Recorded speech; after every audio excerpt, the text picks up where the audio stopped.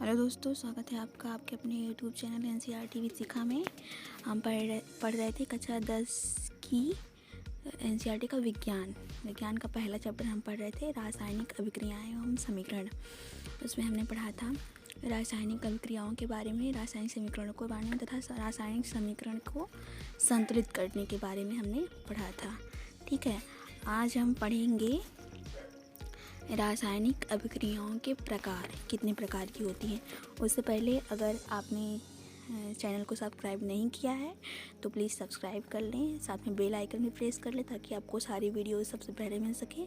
और वीडियो को आप अंत तक देखिए। अगर आपको वीडियो अच्छी लगी तो आप उसको लाइक करें, वीडियो को ज़्यादा से ज़्यादा अपने दोस्तों के साथ शेयर करें। और आपको जो कुछ भी इसमें अलग लगे या फिर जो आपको अलग पढ़ना हो उसको आप कमेंट करके बताएं, हमको बहुत अच्छा लगेगा।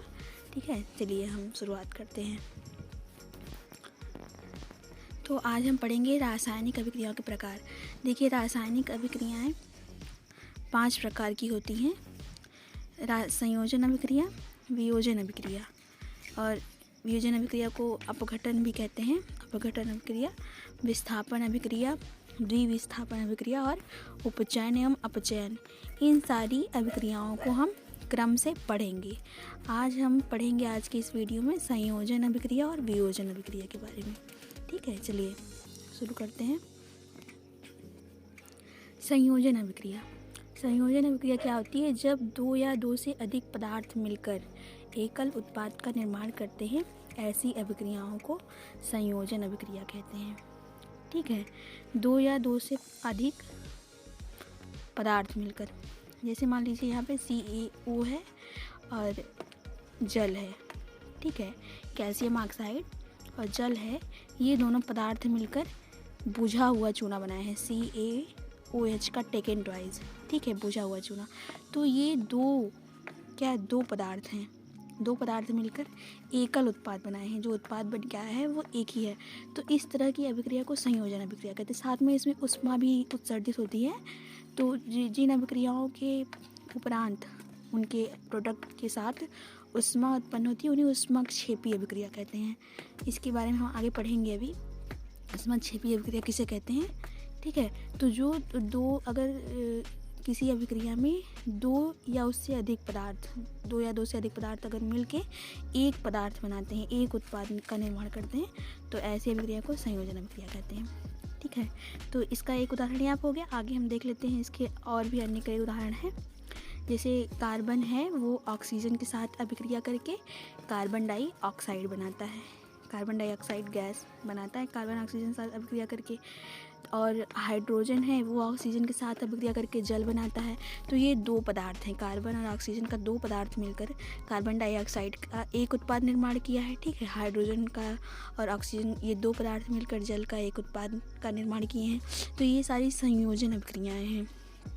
ठीक है, तो इसका और भी उदाहरण है, जैसे CaOH का टेकन ट्वाइस, ये और कार्बन डाइऑक्साइड मिलकर के CaCO3 कैल्शियम कार्बोनेट। ठीक है, कैल्शियम डाइहाइड्राइड का और कैल्शियम डाइऑक्साइड का जो है 2 पदार्थ मिलकर कैल्शियम कार्बोनेट बनाते हैं और जल, साथ में जल भी निकलता है इसमें। तो इस तरह की अभिक्रियाएं क्या होती है? संयोजन अभिक्रिया होती है। और वियोजन अभिक्रिया क्या होती है? हम लोग वियोजन अभिक्रिया देख लेते हैं क्या होती है। ठीक है, उसके पहले हम जान लेते हैं कि ऊष्माक्षेपी अभिक्रिया क्या होती है। ऊष्माक्षेपी क्या होती है? जिन अभिक्रियाओं में उत्पाद के निर्माण के साथ साथ ऊष्मा भी उत्पन्न होती है, उन्हें ऊष्माक्षेपी अभिक्रिया कहते हैं। ठीक है, उत्पाद का निर्माण हो रहा है, साथ में ऊर्जा या ऊष्मा भी निकल रही है, तो ऐसी अभिक्रियाओं को ऊष्माक्षेपी अभिक्रिया कहते हैं। जैसे यहाँ मीथेन का प्राकृतिक गैस का दहन, इसका एक उदाहरण है। जैसे मीथेन एक प्राकृतिक गैस है, वो ऑक्सीजन के संपर्क में जब आती है तो जल उठती है, तो उसके साथ कार्बन डाइऑक्साइड और जल निकलता है, साथ में ऊर्जा भी निकलती है। ठीक है, तो इस तरह की रासायनिक अभिक्रियाएं क्या और ऊष्माक्षेपी अभिक्रियाएं होती हैं। और ऊष्माक्षेपी जिसे श्वसन करते हैं हम, ये भी एक ऊष्माक्षेपी अभिक्रिया है। जो कार्बोहाइड्रेट हम लोग लेते हैं चावल में और चीनी में और जो भी, तो वो ग्लूकोज के रूप में हमारे शरीर में संचित होता है। ठीक है, और वो वही कार्बोहाइड्रेट जो ग्लूकोज के रूप में संचित होता है, जब हम श्वसन करते हैं, श्वसन में ऑक्सीजन हमारे भीतर जाता है, तो वो ग्लूकोज क्या है, ऑक्सीजन के साथ अभिक्रिया करके कार्बन डाइऑक्साइड और जल का निर्माण करता है। 6 CO2 निकल के आया ना, कार्बन डाइऑक्साइड, और जल का निर्माण करता है, और साथ में ऊर्जा भी निकलती है।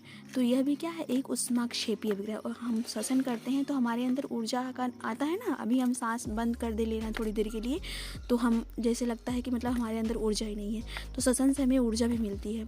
तो यह भी क्या है, एक ऊष्माक्षेपी अभिक्रिया है। अब देखते हैं हम वियोजन अभिक्रिया क्या होती है।